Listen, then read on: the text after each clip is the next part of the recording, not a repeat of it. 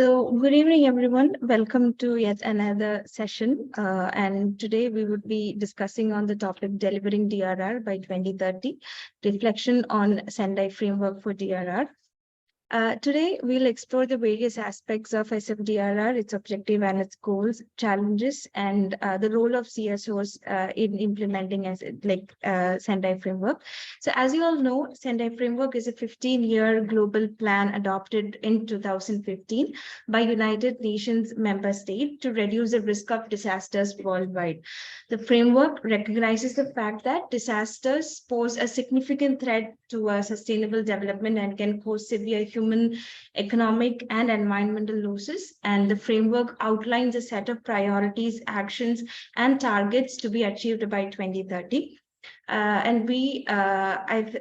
The framework aims to reduce the risk and impacts of disaster on people, communities, and countries around the world. It focuses on four priority areas. First being understanding disaster risk. Secondly, strengthening disaster risk governance, investing in disaster risk reduction and resilience, and finally, enhancing disaster preparedness for effective response and recovery. The SFDRR emphasizes the importance of involving communities and local stakeholders in disaster risk reduction efforts, as well as integrating disaster risk reduction into development planning and investment decisions. By implementing SFDRR, countries can actually build more resilient and sustainable communities and reduce the impact of disasters on people's lives and livelihood.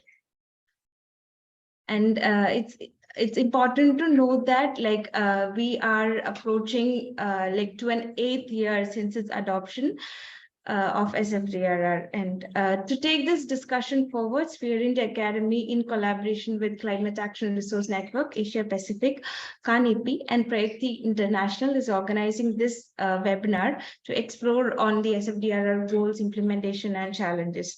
So during our webinar today, we will discuss briefly on the current status, gaps, and challenges, and also methods of incorporating Sendai Framework into national and regional frameworks, and also on the role of civil society organizations in SFDRR implementation.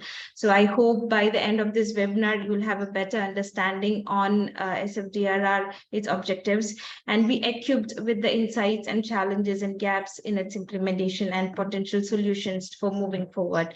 So once again, I would like to thank all the participants for joining the sessions today.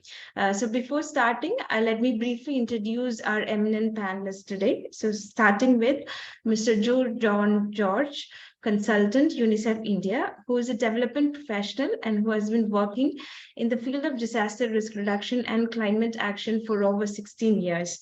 He has worked with Kerala State Disaster Management Authority, Government of Kerala, for 8 years in the capacity of State Project Officer, and as well as with UN organizations and NGOs, including UNICEF, UNDP, and World Vision in different parts of the country.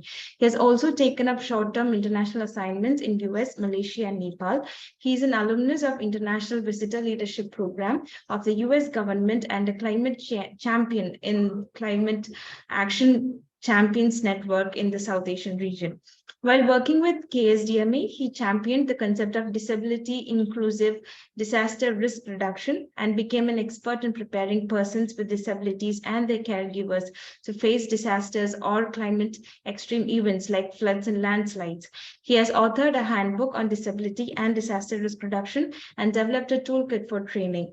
He was also the lead in preparing the minimum standards of relief document for the state of Kerala module on incident response system. He currently works as a consultant of UNICEF in Kerala and has facilitated the formation of state-level climate action platform for children and youth as a joint effort of Kerala's Legislative Assembly and UNICEF. We welcome you to the session, sir. Moving on, we have our second speaker, Mr. Hilmi, who joined Interaction as a senior coordinator and technical specialist for shelter, settlement, and disaster risk reduction in 2011. He's a humanitarian, shelter, and reconstruction specialist who works to improve the collaboration, capacity, practice, and policies of stakeholders who respond to humanitarian disasters and crises. Prior to joining Interaction, he worked with UN agencies and INGOs in complex humanitarian emergencies and development programs. He has responded and managed emergencies such as the conflict and famine in Somalia, the post-genocide refugee crisis in Rwanda, the Asian tsunami and armed conflict in Sri Lanka, the cyclone Sidr in Bangladesh, and as well as the emergencies in Haiti, Eritrea, Pakistan, Yemen, Lebanon, and Sudan. He has also managed several large infrastructure reconstruction and refugee settlement programs in MENA region. In the private sector, he has worked for Shell Petroleum in Singapore and on US government's chemical weapons demilitarization projects on mainland. So moving on, we have our moderator for today, Ms. Lee McQuinn, Senior Program Manager, DRR and Climate Resilience, National Campaign on Dalit Human Rights and Chairperson of SPEAR India. She has been working actively in the development and human rights space since 2006. Her work focuses on promoting social justice and equity-based solutions to disaster and climate resilience, particularly for historically oppressed and marginalized communities. Lee engages in subnational and international processes to make disaster risk reduction, climate action adaptation, and development frameworks inclusive and responsive to the needs of the communities. She also facilitates community leadership in governance and realization of rights and entitlements, engages with civil society and duty bearers, and participates in dialogues with humanitarian stakeholders to create just and equitable resilient system. In 2002, Lee became the first woman chairperson of the governing board of SPEAR India, the National Coalition of Humanitarian Organizations. Additionally, she anchors the National Dalit Watch, DRR, and CCA thematic units of the National Campaign on Dalit Human Rights, NCDHR. We welcome you also, ma'am, to the session.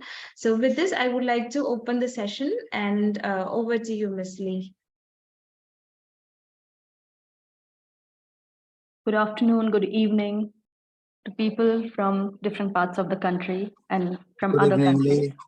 Good evening, Dr. Anirudh. So nice to hear you here. It makes me even more comfortable. So thank you so much, Hannah, for that extensive introduction, the bio of both the speakers and introducing me. Thanks a lot for doing that. And just a correction, factually, yes, the first woman chairperson of SPEAR India from last year, 2022, not 2002. So that was one, I thought I'll correct that. So welcome everyone here to this webinar, this session where we have gathered to learn from each other.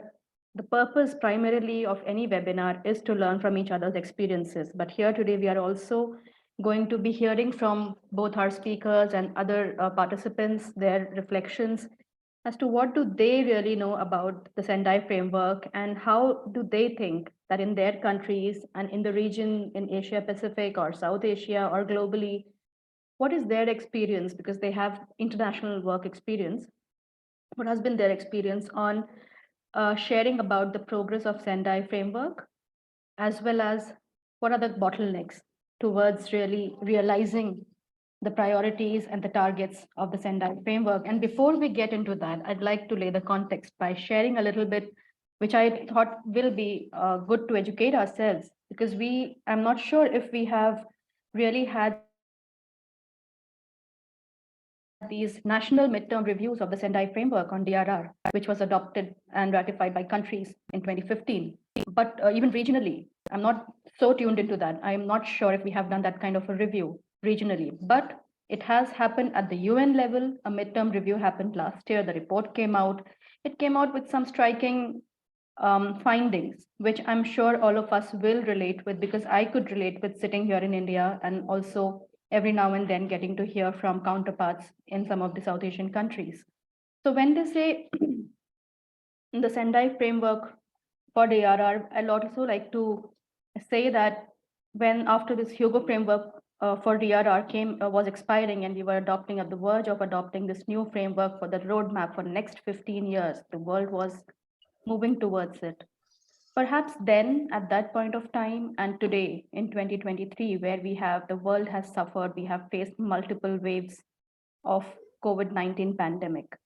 And then the frequency of natural disasters has increased, and the negotiations around climate change have also intensified. And they have intensified for good between the nations, between the countries. And for India, definitely, I'm seeing a host of actions at policy level, programmatic level, financing levels happening. And I'm so eager to hear from my panelists how it's factoring in their countries and in other regions from their experience. So the Sendai Framework for DRR 2015-30, it did represent a shift from managing disasters to managing disaster risks, for which it set of the 4 priorities, one of the priorities as knowing disaster risk, because once we know the disaster risk, we'll be able to have other measures in place, including governance to manage that disaster risk. And at the same time, this progress report of the midterm review of the Sendai Framework by the UN informs us that about 40% increase in disasters will occur during this time frame of Sendai, which is say 2030. So we are already witnessing this increase, the surge in natural disasters aggravated by climate change, and it's just going to increase by the time we reach 2030. So we have before us, and we have now in the recent past, the COVID, which is not just gone, it keeps threatening everyone's existence and has become a bane of human existence, I would say, along with climate change and DRR. But we are also seeing that there has been, when the UN was reviewing this Sendai framework, it reports that only 61% of the 123 countries have developed national disaster risk reduction strategies. There are promising innovations in risk financing, anticipatory risk financing, but it needs scale and institutionalization. There are initiatives, as I just mentioned, happening around financing anticipatory action. At the same time, I'm sure some of you would be knowing about Grand Bargain. This Grand Bargain, or the agenda to localize the humanitarian action and financing to the local levels, has also been given a lot of focus and attention. At the same time, COVID has led to an increase in knowledge of disaster risk. It has resulted in better coordination, although coordination overall between the organizations and authorities, particularly responsible for disaster risk reduction, climate change, and development, needs to be strengthened. So this report tells us that there is a coordination requirement. There needs to be intersectoral coordination, and we talk about intersectoral coordination among the humanitarian aid agencies. But this is so much more important at the governance level, because the states are ultimately the prime responders and responsible for the safety of the people within its bounds. So that is something which we are seeing. The economic impact has remained really, really huge. Economic losses from climate change and weather-related events has risen significantly over the past decade. And the report also alerts us to the need for data, disaggregated data, because unless we have disaggregated data, although it focuses on gender, disability, and age, but there are various other social identities when they intersect. Like, for example, in India or some countries in South Asia, I know it's also about about the caste and the ethnic identities. So there is this huge gap in disaggregated disaster data. And when we also look at the pre-existing social marginalization, historical oppression, and all those have a bearing on one's capacity, one's resilience. So we need to also see these findings in the light of what are we doing as civil society organizations, aid agencies, DRR organizations back in our countries and through our existing development programs that is actually addressing the root causes of vulnerabilities. So I think with this, I will request my panelists. I think first we have Mr. Joe. Welcome, Joe. Nice to be having you here with us. Thank you. Yeah, I think we've just communicated a little bit over the phone during, I think last year or last year, but it's really nice to see you here. Yeah. And with this context, and you have worked with the UN and you are with the UN and now doing consultancy with UNICEF. These are the reports that have come up from the midterm review of the UN. And it really gives us the areas of strengthening. So please go ahead with your presentation or the sharing, and then we can come back asking on how you think we can better integrate Sendai Framework priorities and objectives. Yeah, thank you, National Ms. regional work. Anna, for having me for this webinar, and namaste to all my friends who have joined from different places this evening. So, of course, a detailed introduction and the context setting has been done by Ms. Lee. However, for the benefit of everyone who are attending online, I thought I'll just run through a brief presentation on Sendai Framework so that we are in the same page, and from there we can have a discussion later. At the same time, I should admit that I'm not an expert in Sendai Framework monitoring or anything like that, but having been working in disaster management sector for some years, I've been inducted to Sendai and many other frameworks. So without much further comments, I will just start the presentation. So in 2015, we know that 2015 was an important year, right? Especially as development professionals. Can someone tell me, or maybe chat perhaps, what are the key international frameworks which came in the year 2015? Hope it's okay to ask. You can unmute and tell me. One is, of course, SFDRR, Sendai Framework for Disaster Risk Reduction. Which are the other? Anyone would like to respond? Or you can put it in chat also.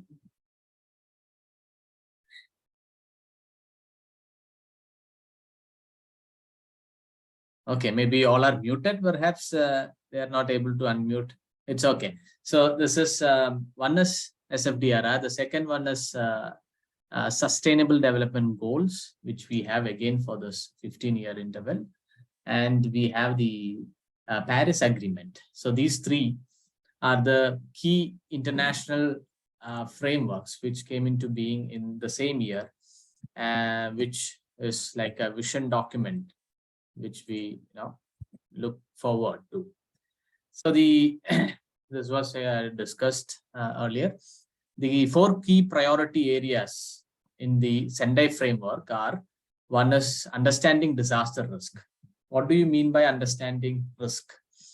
As we just now heard, we are now, or from 2015, from the inception of Sendai framework, we are now getting into a transition from managing the disasters to managing disaster risks, for which we should be aware of the risks that we live in, or our state is into, our country is into, or our region is into, for which there should be various studies, researchers, like hazard vulnerability risk assessment should be there, and much more education and awareness should be there, and all that.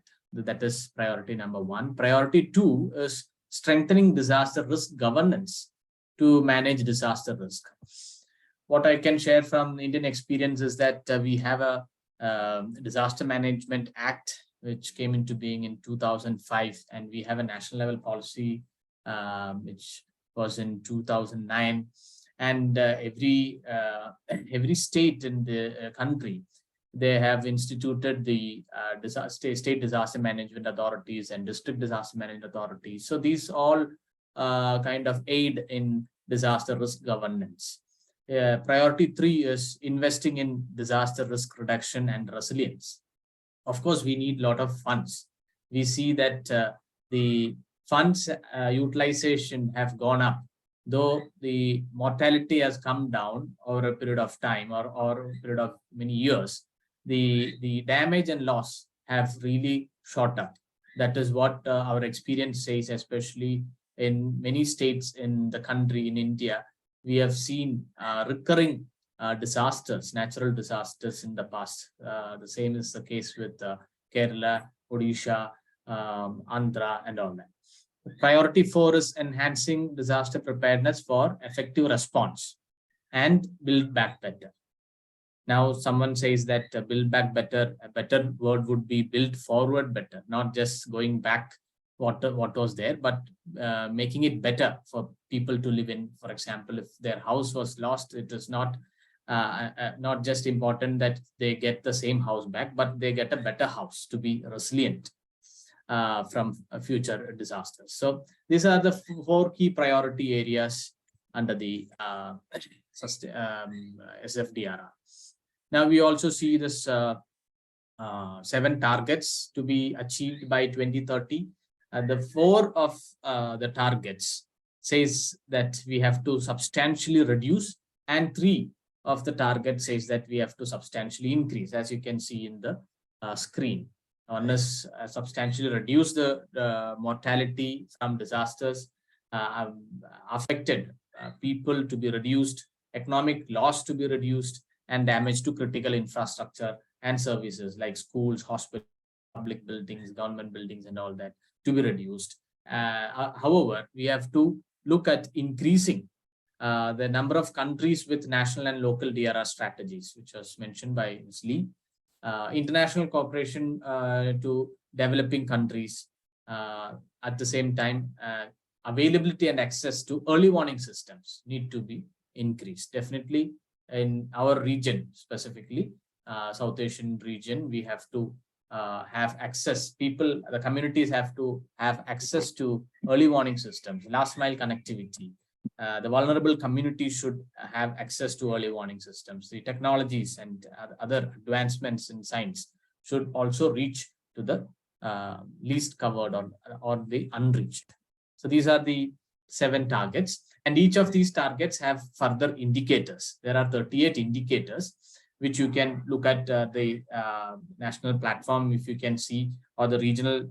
Internationally, there is a platform which I will introduce. There you can in detail look at the indicators also. Some of the salient features of SFDRR are, I'll just run through it due to lack of time. One is this is more of an outcome based. It's not just talking about actions or activities. And the second main thing is that governments are put at the center, because it's a state subject. Disaster management is a state subject, and they are put at the center to strengthen the disaster risk governance. Significant shift from earlier emphasis. We already discussed that. We also, in SFDRR, we also look at disaster, whether it is anthropogenic or natural. Both hazards are looked at. And also environmental aspects are brought in. And also disaster risk reduction is cutting across all the sectors, all the departments. For example, the Disaster Management Act of 2005 directs that in the state authority has to ensure that each and every department in the state functioning under that state should prepare their disaster management plan. So it is cutting across the sectors and departments.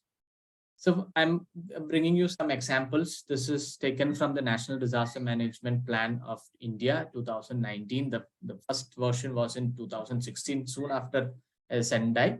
And in 2019, there was an amendment. So you can see how this was prepared. Almost one full chapter has been given for international frameworks. I think it is chapter 3.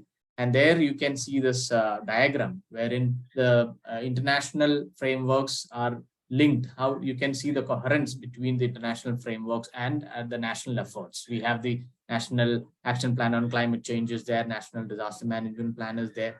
So national development initiatives are there. So these are all linked with each other, and they have tried to bring in the Sendai priorities and the targets into it. And Sendai Framework also talks with sustainable development goals.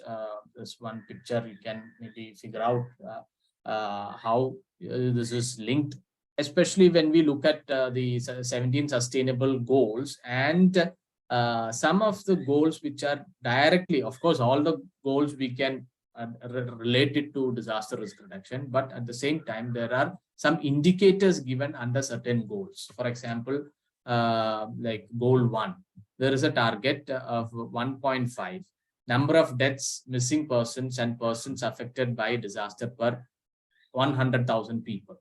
So there is a tracking done at the state level.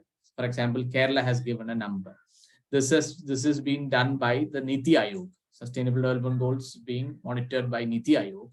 And the last 3 consecutive years, Kerala could stand at the top position, followed by Himachal and other Maharashtra and other states. So this is also tracked at the state level, and it is collated at the center. So, why I showed is that these SDGs are also linked and connected to SFDRR. This is just a pictorial, skip it. Now coming to monitoring. Now, who is monitoring this? This was done at the international level. Now, around 195 countries are party to this Sendai Framework, and the portal, the monitoring portal is this. Anyone can look at it. sendaimonitor.undrr.org, wherein when you look at the analytics, you can really see what is the progress that has been made. The screenshot I took it just today. You can see that 160 countries, they have not started. 34 countries are in progress. And the progress under each of the target, all the 7, and under each of the 7 targets, what is the progress made? And you can look at the trends in reporting. The mortality reporting is good enough in the sense because in India, I'm also sure of other countries in the region, the mortality is also connected or linked with some form of compensation or relief or grant in aid, which is given. So in India, it is 400,000 Indian rupees, wherein a person receives, the nominee receives when a person dies due to a disaster, for 4 lakhs. So you have to count that person in if you have to pay the amount, the national level. In any state, that is the amount. So that is one. Secondly, I just took one graph of the indicator 1, number of deaths and missing persons attributed to disasters per 100,000 population. So you can see a dip here, which shows that the mortality is actually coming down. But this graph is not available for all the targets because many of the states are yet to kind of upload their data. Many states have challenges in uploading this, and the states are not uploading in the international portal, but NDMIS. If you are familiar with, and of course I'm talking about India. This is NDMIS, the portal wherein you feed the data of loss and damage by the governments, state governments, of course, collated at the district level. So you need, unlike the previous one, you need a login ID and password to log into this and see it. Only government authorized officials can look at it. So in the this damage and loss data, there is a provision to also add Sendai monitoring, the indicators and the achievement. So that is where the states in India feed in the data.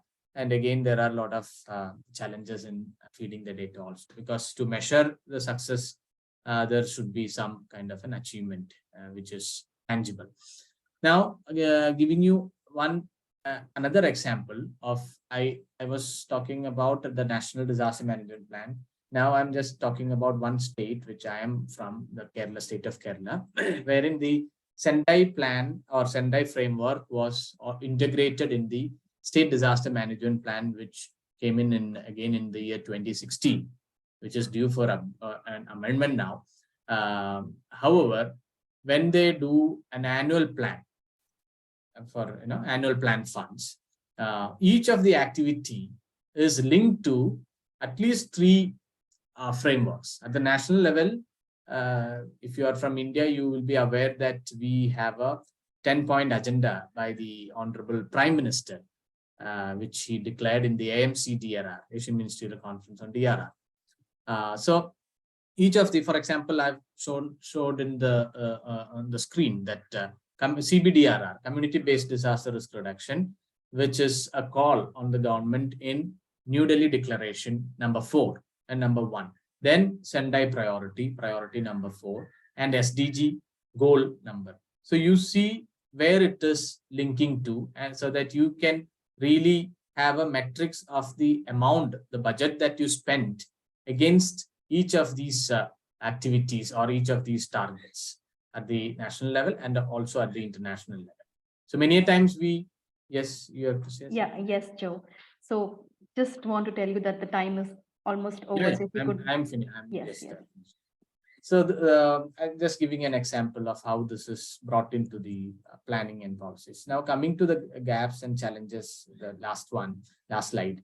So data, definitely many of the states lack data baselines and disaggregated data. Again, Ms. Lee had pointed it out, how we kind of have a disaggregated data of men, women, children, persons with disabilities, like that. Bringing in inclusion, again, is a challenge. SFDRR does not speak much about inclusion, bringing in persons with disabilities, elderly, people under palliative care, like that. Language is a concern in some of the states, wherein because they are not really accustomed to English and all that. Some fields are not applicable, which kind of prevents them to upload the data. So these are some technical issues also on the portal. Lack of capacity at the local government level to bring in data and feed it in under these targets, achievements, and all that. Role of NGOs is also little, I would say that it is not much of an emphasis given in the Sendai framework. So these are some of the challenges and gaps that I saw in the overall reporting as well as at the framework level. So that's all from my side. Thank you. Thank you, Joe. Thank you very much for giving that brief overview of what the SFDRR, the Sendai framework is, and what you have perceived as gaps in the framework itself. So somebody is saying it's not audible. Is it with just one person who is saying, or nobody can hear me? No, ma'am, it's audible. No, okay. It's audible. It's audible. Mr. Subhash Acharya was saying it's not audible. Okay, so now quickly to our next panelist, Dr. Mohammed Hilmi. And later we'll come back. So I'll request the next panelist to stick to 15 minutes, please. And if Hannah, you can notify them just before they're about 3 minutes are left, if you could just do that. Thank you so much. I will cut it down to 10 minutes. 10 minutes so that you can have questions. So without further discussion, I will just go there. I will make it really, really short. Can you see my screen? Yes. Yeah, okay. It is. Okay, very good. So I want to make it a PowerPoint. Let me know if you can. Do you see my single screen, or is that correct? Okay. So I'm Hilmi. I work for Interaction from Washington, D.C. Interaction is a coalition of 190 NGOs, international NGOs who work in humanitarian and development work around the world. So next one. Some of the issues that I'm going to talk about, the previous speaker already have mentioned some of these, but during the end of Hugo framework, we looked at what was successful in that implementation. So the people who not familiar, Hugo framework was prior to the Sendai framework. So Sendai framework is a second DRR framework. Yeah. So what went good and what didn't? We looked at some of the issues, and the evaluation said, yes, it provided good guidance to reduce disasters. So the previous speaker mentioned about all the systems are available, websites and everything. But however, addressing the underlying risks was not done. Effectively safeguarding communities, still communities are faced in, risks and all kind of disasters. So when I was asked to speak, I looked at back and seeing what is different, what is the current situation with the Sendai Framework. So generally governments are pretty good in drafting a very good implementation framework. Usually it's in the capital. There are nice shiny offices, but you go to the communities, nobody have heard about Sendai Framework, or no work is being done to safeguard them. So this is what we feel it is still happening, although there are maybe a lot of progress. At the end of the day, who we are trying to protect is the most vulnerable communities, and they are still at risk. So the disaster, not only that, the disaster risks are increasing. It's not reducing. Constant threat of small-scale recurrent local disasters. So we only hear about major disasters. So, for example, we may have heard about the Turkey earthquake and Northwest Syria earthquake. There are thousands of disasters happening in communities since then, and it doesn't come out on newspapers. It is communities suffer for themselves. Disaster trap people in poverty, and any kind of development work done is eroded because of this constant work. So looking at policies and practice must address the reality on the ground. It is not having nice offices, having frameworks, and in the capital, it is not one for a particular country. In many countries, this is common. There are frameworks and people in main cities and provinces, but you go to communities, the smaller disaster risk offices are not funded, not equipped. So this must change. So how we do that is the people who are very close to the communities, or the CSOs, community-based organization. I'm not only talking about NGOs. There are farmers group, the women's group, and other smaller groups are also part of it. So we actually gave 3 recommendations. One, to enable communities or empower communities to manage their own risks. Why is that? It's not we are putting all the burden on communities, but rather they understand, they know the risks, they know the precautions to take. So we need to ensure the communities are aware of this. Enhance accountability, this often missed, and then make sure it's not responding, it is not recovering, it is also a development priority and a humanitarian priority. DRR is not a sectoral specific one. So we will go through this 3, just looking at time to make sure the governments, what they need to do and what CSOs need to do. In empower local communities manage risk. I won't go into all of these. Platform to enable government to communicate to decision makers.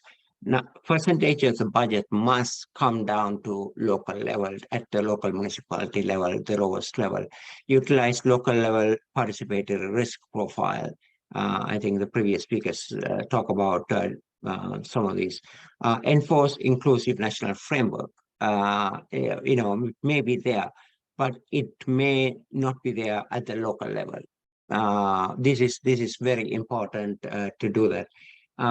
CSOs can mobilize people, inform their risk, fully engage them in multi-stakeholder decision making. It's not about house, it's not about water, it's not about it. It is multi-sectoral. Analyze and share local level participatory risk profile. Very important. If you don't understand at the local level what is happening, you aggregating this data to report is not really a true picture of what we're getting. So you may see nice reports at national level, but it may not be the fact that at the local level. I will go to the next one, enhance accountability. So this is why we need accountability of everybody, not only the governments, but also CSOs, communities, and all the stakeholders. So for example, disaggregated data is a key thing. We need to set ambitious agenda, but achievable agenda, you know, by the government. Transparent financial monitoring, and also resource allocation at the community local level, the lowest level. We need resources. Raise public awareness, but also people understand their responsibility, what their capacity, everything. Assist in local level participatory monitoring mechanism. We must ensure the communities are able to feed into this monitoring mechanism. I'll go into the third one. Integrate DRR across all relevant sectors. This is maybe discussed. So if you are talking about SDGs, we can't achieve this by building a new road or building a new hospital. This should be across. When disaster come, it doesn't discriminate by your house or your health or something. People get affected throughout. So it's very important that the plans are integrated. Yeah, and then share risk, local knowledge, and technical expertise. So the community-based organizations, CSOs, NGOs, have a big role to play. They are the people who are most closest to the communities, even the local government, sometimes the lowest level of the local government. They are more accountable to people than at the higher level. So we need to ensure that they are in touch, they understand Sendai Framework, understand what the government's responsibility and accountability, and then provide the required capacity. And then we have sort of 10 essentials. Again, I will stop in 1 minute. So you can leave at it. You know, these are essential in order to implement this. Understand local perspective of risk, consider local context, leave no one behind, collaborate at all levels, and mobilize local resources. Without resources, we can't make this happen. Align across all policies. And then I will skip all of this. Even the environmental climate issues need to be addressed at that local level. I won't go into there. I will stop if you want. So I took 10 minutes. Okay. Thank you so much, Mr. Hilmi, for being so considerate of the timing that's being followed. So just of all that you have said, I think I'll also like to underscore that when you say that humanitarian priorities or DRR priorities have to be converged and they need to align with each other when we talk about development and climate change. And there is this report called World Inequality Report 2022, Global Inequality in Wealth, Income, Ecological, and Gender aspect they have looked at of inequality. And it's no surprise to me, and I'm sure it won't be a surprise to any one of us here, but this certainly raises an alarm that how we really need to look at DRR, Sendai Framework, or the climate actions at the country level, at policy level, and practice level with the communities. Against this background that the richest 1% of the world population is so much wealthier than the poorest half.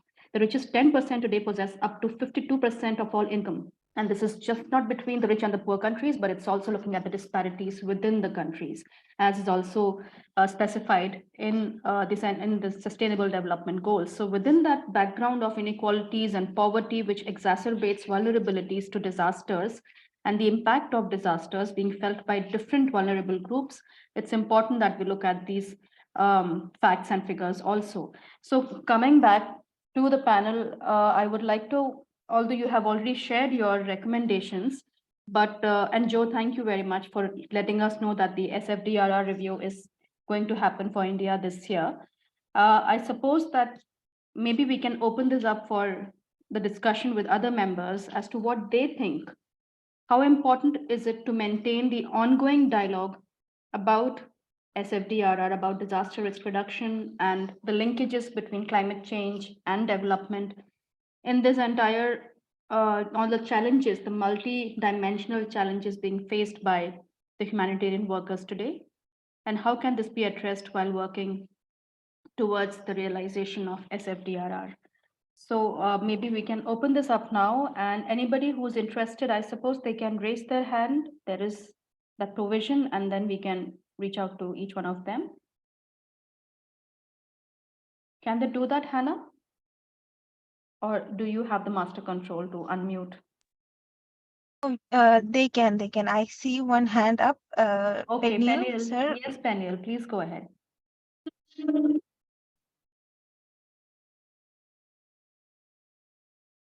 Peniel, you can unmute your microphone. Yeah, am I audible? Yes.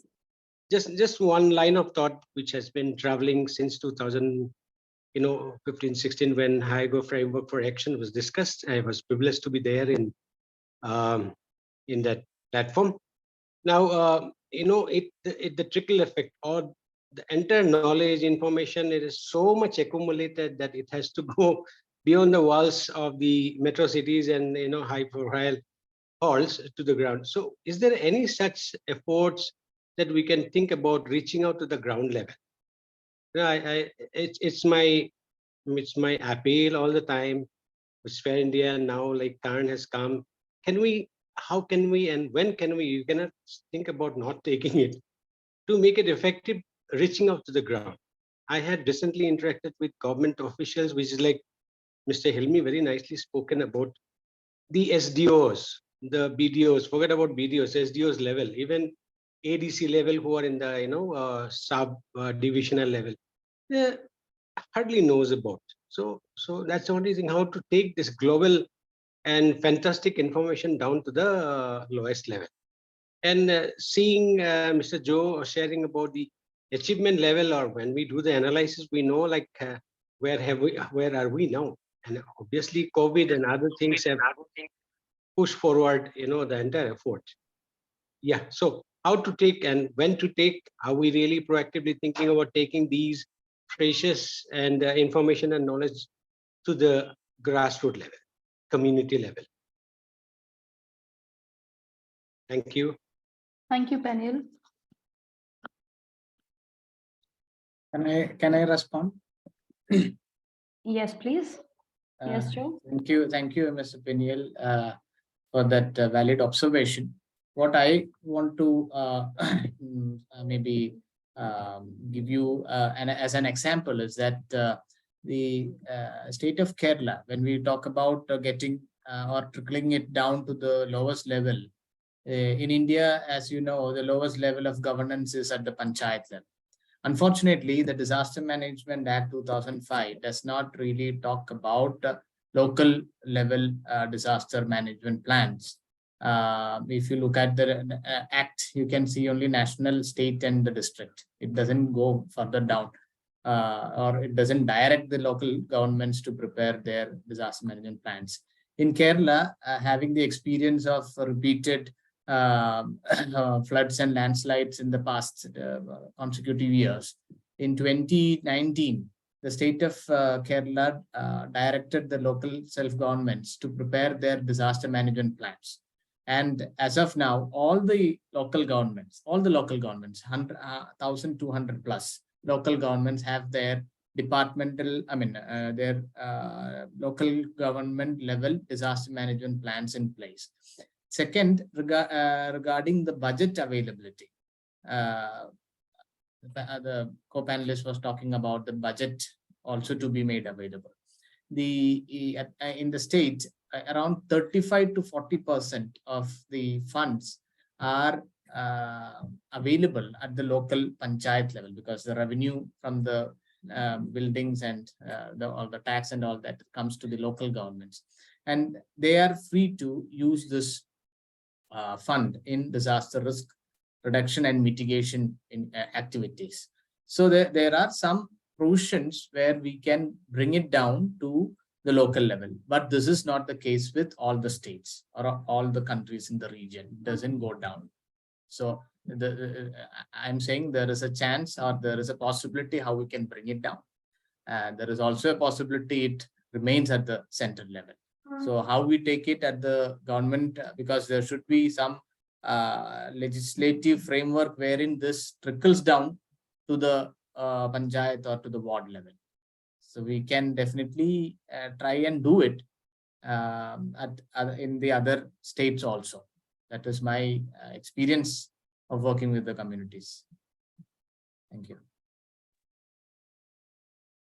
So from the participants, any other person, anyone who wants to share from your own state, that how is the panchayat taking up local governance, local planning, and making it disaster and climate risk informed? Because there are resources, as at least for India, yes.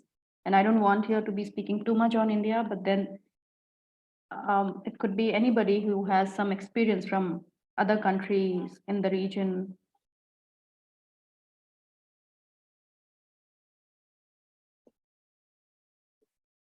Dr. Anirudh, if you are here, because you also are connected with Bangladesh, what is your, if I could just request you to share your experience on this, how do you see this trickling down, going down to the local governance level?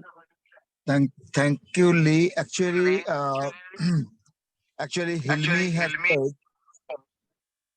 said, it is echoing, I think. Am I audible? Yes, very much. Okay. So actually, Mr. Hilmi, he has said very nicely that how the governments are working. It is not in India, it's in almost all the Asia Pacific countries and other countries in the region also. My point is that what Mr. Josh has said, that this can be, means in the Asia Pacific countries, they can also follow one model, one good practice example, and that I agree with Mr. Josh that what Kerala has done and what Kerala could achieve, so we can follow it as a model. Yes, okay, there are goods and bad things, so we can take good things. But one thing I would like to add, that during DRMP, Disaster Risk Management Program, before releasing the Act 2005, so it was not only Panchayat, as per 73rd Amendment, so there are Gram Sabhas, or in West Bengal, these are Gram Sansads. So Gram Sansad level plans are there, but that was removed when 2005 this Disaster Management Act was published, and we don't see any this thing. But recently, Government of India has released one order on GPDP, Gram Panchayat Development Plan, and it wanted to integrate Disaster Management Plan. So these things are there, but still my point is that yeah, for all of us, we can think of just seeing or visualizing something what Kerala has done. So if it we feel it's a good practice example, then I believe it would be beneficial for all of us, all the people. Thank you. Thanks, Anirudh. And just to add to your point, well, there are many measures in place on paper and also otherwise. I wouldn't say it's not happening in India at least.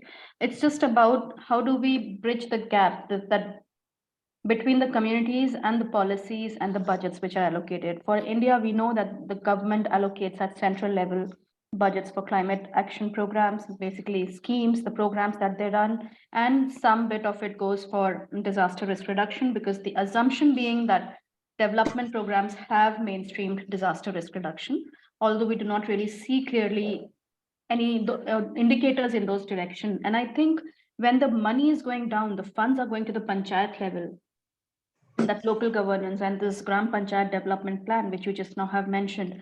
I think it's also the responsibility of us as humanitarian actors in an environment where civil society space is shrinking so much. We just know it. And everybody would agree with that. So how is it that we are able to empower the communities to demand for themselves?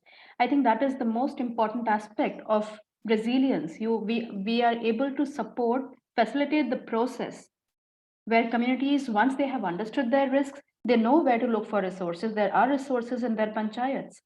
So similarly, for other countries in the region, maybe it might be good to understand how this SFDRR is being operationalized with the communities at the local governance level, whether there is enough awareness about one is SFDRR, but I think the most important point being whether people have awareness, the local officials and these panchayat leaders, these governance leaders, they have awareness about understanding their risk and making their plans risk informed, so that the money can then be channelized there for those kinds of projects.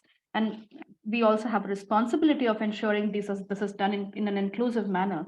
So I think SFDRR, in my opinion, can only be as effective as the people themselves. When you talk about accountability, it's top down, but it's also at the same time making the people aware of what is there for them in the existing resource plan and how best they can leverage these resource pools that are sitting at their local levels. And of course, at the highest level, informing the policymakers, the implementers of the real needs of the community. So this localization need to be, I think in my opinion, is that it's not just always Indianizing for India, Indianizing the SFDRR, but it's more also about informing the global frameworks and our national plans and policies on what the needs of the different communities and groups are. So would anybody else from...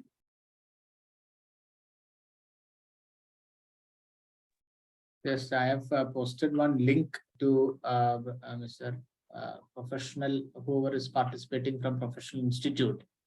This document we made in particular connection to the preparation of local level disaster management plans at the panchayat level. So it does all the procedure, how the state could prepare such a document. I mean, the local governments could prepare such a document. So if you are interested, you can refer that. It's in English. So. Right. Thanks for sharing that resource, Joe. And as I could see that Mr. Hilmi has to leave, he has some other engagement. So thank you so much for making time. And I hope in the future we can have, when we are reviewing this, we can also impress upon our governments and the sector itself on having a people's review of the SFDRR, how best it's doing with the communities. It need not always be with the people who are so-called experts on SFDRR, but what we see resilience, breaking down resilience into monitorable, indicators. I think those changes, if we can really do it at the community level, that will be the real test. And that is where the real success lies. If we can see from communities, wherever we are working, at whichever level we are working, what's the awareness about each of these risks and how they are handling it in their own individual capacity or at the level of governance, and then make inroads into that process. So that would be a suggestion to this forum here and to the humanitarian and the DRR practitioners in the group here. Apart from that, if anyone else needs to or wants to share their opinion, Mr. Hilmi, thank you so much. And others, if you would like to reflect, then we can do that. And Hannah, I can wait for a few minutes if they have any questions. That would be great. So if anybody has anything to ask of the panelists, please go ahead. I think there are no more questions. Okay, And then- always, yeah, participants can come up with like any questions, then we'll be sharing it with. Oh, I see a hand. Peniel again. I think it's Peniel. yeah. He wants to speak. Yes, Peniel. Unmute. Okay, just a small question. Mr. Hilmiji shared about the rural healthcare thing. It's a big concern. During COVID, we saw it's a reverse migration from rural because the staff, doctors are all gone back to the city. So patients said local patients did not have any access. I being a healthcare professional as well, if he has, Mr. Hilmi has any good example of how to prepare rural, hospitals, PHCs, if we can share. The other thing is to Mr. Joe is like the Kerala success story is always at the top of the world. Now, is there a more contribution from the government or the local NGOs have also contributed? Very often we find that, local NGOs are constrained with fund availability, or it's all fund-driven program. And then once the fund is done, it is gone. So there's no consistency. We tried in many areas in Assam. That was a critical problem. Fund constraint or consistency in funding is not there. So the reach is very limited. So in Kerala, was that only the government contribution? I know government is very active there. How about the role of local NGOs toward what you have shared in the link, the success of reaching out to the local? Thank you. Sorry for taking 2 times for asking questions. No, you don't have to apologize at all. Yeah, I just to answer, I personally don't work in the health sector as such, so I don't have any. If there's any, most of the health-related DRR, either probably within India, I'm sure there's a lot of health ministry publication, but also WHO. There's Prevention Web do a good job of publishing, so Prevention Web is other source. Thank you.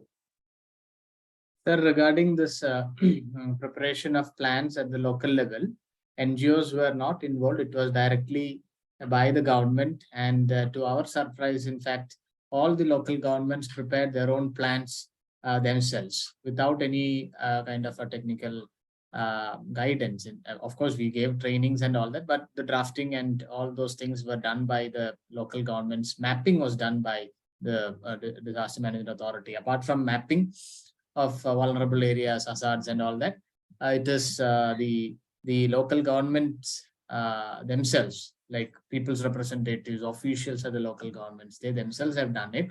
And it was also amended. After 1 year, it was also amended. The plans were amended. So I have shared the link which has all the plans therein.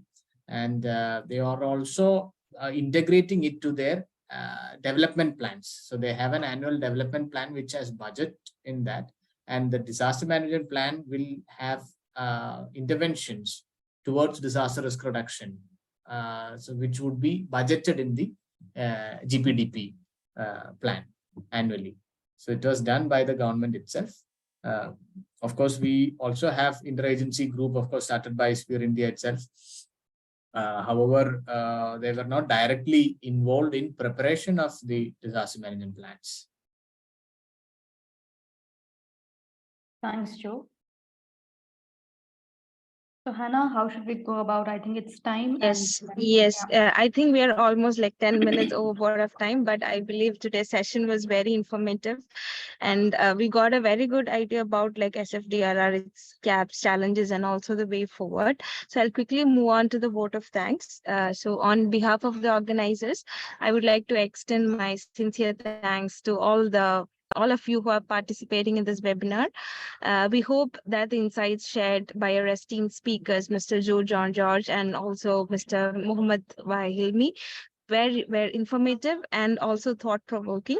Their extensive knowledge and experience in the field of DRR provided us with valuable insights and how we can work towards achieving the Sendai Framework for disaster risk reduction by 2030. We appreciate your efforts in shedding lights on the current challenges and opportunities in the DRR field, and also for sharing their experience and lessons learned. Thank you so much, both the speakers.